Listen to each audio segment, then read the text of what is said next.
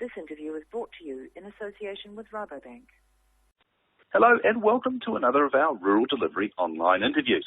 This week I'm talking to Dr. Mark Goodwin, who's the Principal Honeybee Scientist at Plant and Food Research. Mark, thanks for joining us. Hi, Roger. Mark, can we just start with what's the job of a honeybee scientist? What's the job description look like?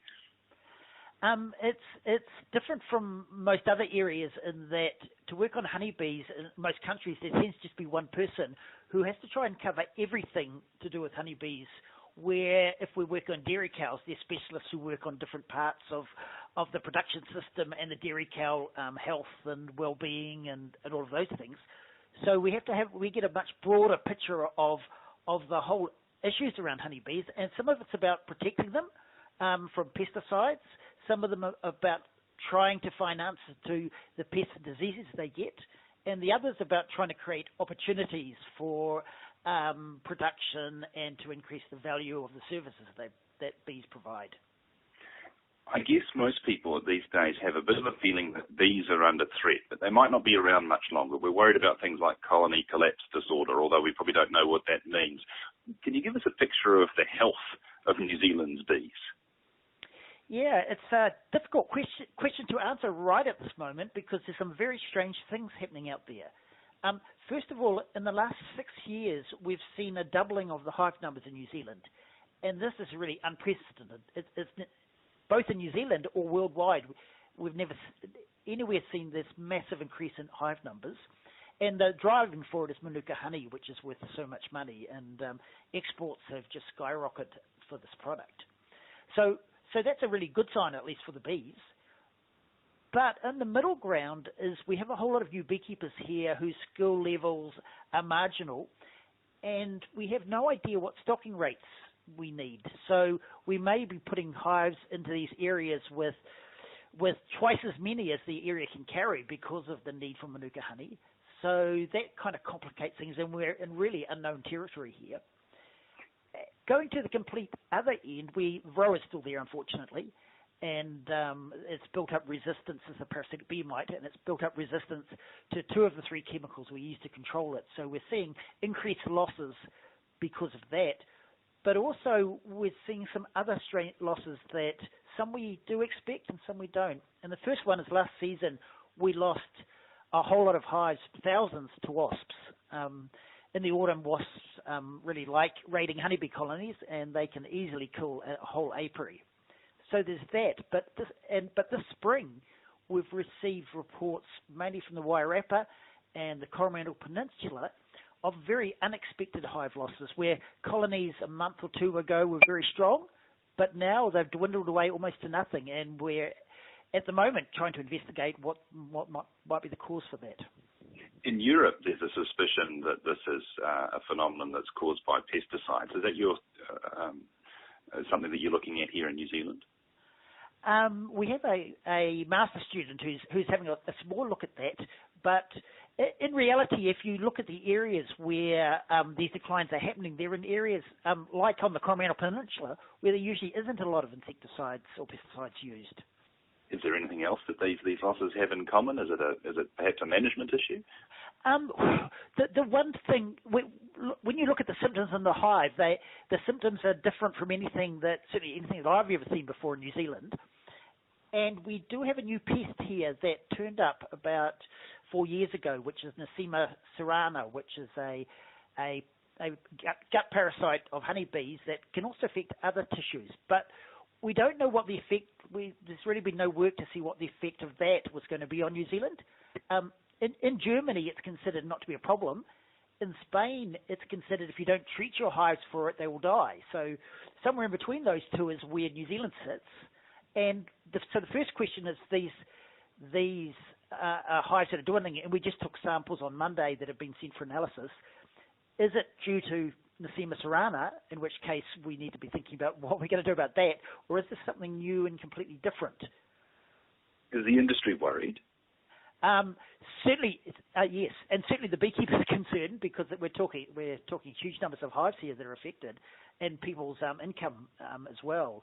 And then you have the downstream people who need pollination that may be affected as well. Yeah, so looking at both sides of that, what's a honeybee hive worth these days if it was, active in an area where there's good manuka available for forage, say for example? Oh, if you wanted to buy an apiary of 20 hives that on a manuka site, you're probably talking about tens of thousands of dollars. Really? And that's gone up substantially in recent years? Oh, yes. And even a single hive, just if you wanted to buy one hive, it's gone up to $400 or $500, where it used to be $120, and that's because of the value that it has potentially for collecting high-value honey. Mm. And in terms of the pollination services, if I was renting that hive out to a kiwifruit orchard, say, for example? Yeah, that's the cost for pollination has stayed mostly stable, with a few exceptions. I was rung by an onion grower who the beekeeper there wanted to almost double the price of the hives. But generally the prices have stayed the same. But for a lot of the crops now, people are looking at to see how strong the colonies are that are being used. Because these other honeys are so valuable, the temptation is for some beekeepers to put their best hives for manuka and the not quite so good ones for pollination, which of course is not going to work very well. Mm. What is the difference between a good hive and a poor hive? Generally speaking, it's in its simplest form, it's the number of bees. So you can have up to 60,000 bees in a colony. You can have as little as 1,000. So the more bees, the better they will be for pollinating and for honey production. But for some crops, like the 80,000 hives we use for kiwifruit, the plant doesn't produce nectar; it only produces pollen. So in that case, it's not just the number of bees; it's how much brood that the colony's rearing that they have to collect the pollen for and feed to. Because the more brood, the more pollen, the more bees visiting the kiwifruit, and the better the pollination. Okay, so it's a much more complicated picture than I imagined. But if we come back to the heart of the matter, we need bees to pollinate. We'd quite like to have them around to create this fantastic high-value Manuka honey. What is the balance, I guess, for New Zealand in deciding where it puts its bees? And what do you think the carrying capacity, I guess, of the country is in both spaces? Yeah, I think the issue that's facing us at the moment is the question is what's happening in New Zealand, whether it's sustainable. Because we are as far as hive numbers and stocking rates are concerned, we are in unknown territory here. And at the moment, there is no good answers to the question about how many hives you can put in some particular place.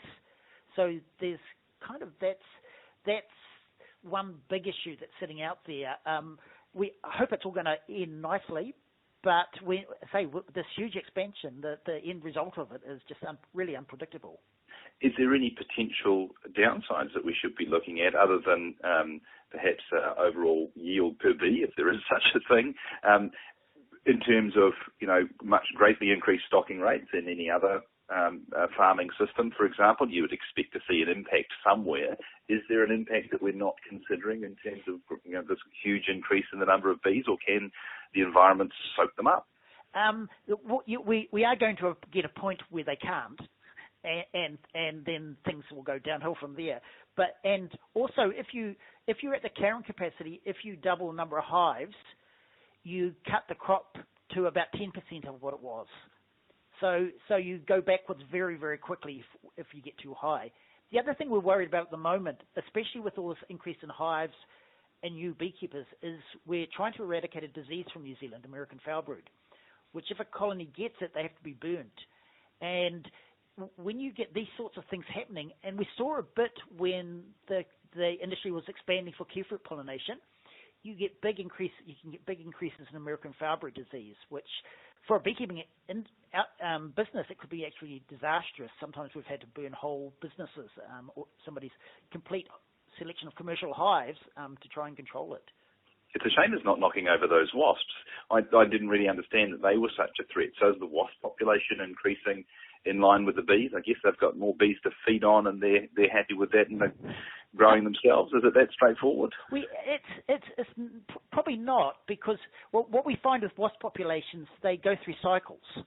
Although those cycles are not clearly understood in New Zealand, but if we look at the same wasps in England, and people talk about a 7-year cycle, so they go through years where they're particularly abundant, and have major effects on all sorts of things, including honeybees, and other years where they get to lower populations.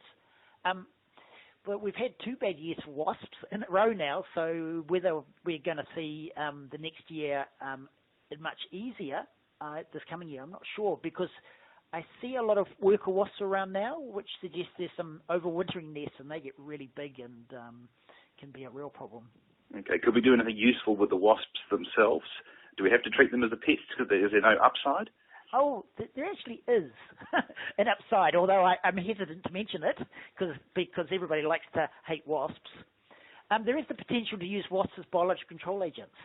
A wasp nest is out there hunting for insects to bring back to feed their larvae. Unfortunately, they grab bees in the process. But if you moved them into for instance, an orchard, they would hunt through the orchard and hopefully collect all the insect pests out of there. So they're probably quite good biological control agents. But the perception about them is so negative that that's a real big step to go from a pest to something that's beneficial. Maybe we could cut them a little bit of slack. I'm not sure I'd be going there myself. Mark, for you then, in your research, what's the next big focus? The issue that really needs to be sorted is unfortunately still the Varroa one. And unfortunately, the solution at the moment is to change the way we manage it. Previously, it's been put a chemical in and go on holiday sort of thing, and the chemical would control everything. With resistance, that doesn't happen. We do have a lot of other chemicals we can use, organic ones, that have some control of Varroa, but individually not enough to completely get it low enough to save the colonies. But in combination, if you get the right combination, they can do it. But the problem is getting them in the right combination and making it affordable for a beekeeper, as far as time is concerned, to actually treat is the real challenge here. And what about this sudden decline that you're witnessing? Once we know the cause, at least it suggests to us approaches to finding solutions. So we're still at a very early stage. It's something we've not seen before, and but hopefully in a few weeks we can start to get a picture of what the cause is and then where we can head with it. Look, Mark, thanks very much. We'll talk again, I'm sure. Yeah, thanks, Roger. This interview was brought to you in association with Rabobank.